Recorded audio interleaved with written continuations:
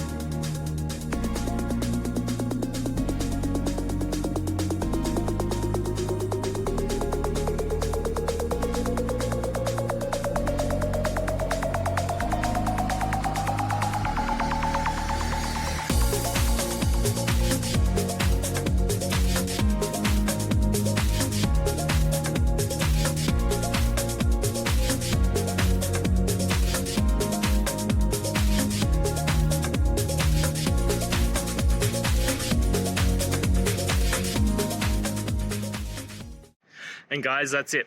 I hope this video has helped you and get you through to that resolution you needed. If it did, please, I'd appreciate it if you hit subscribe. Now, until the next time that you need technical help, I hope you have a good one. Cheers.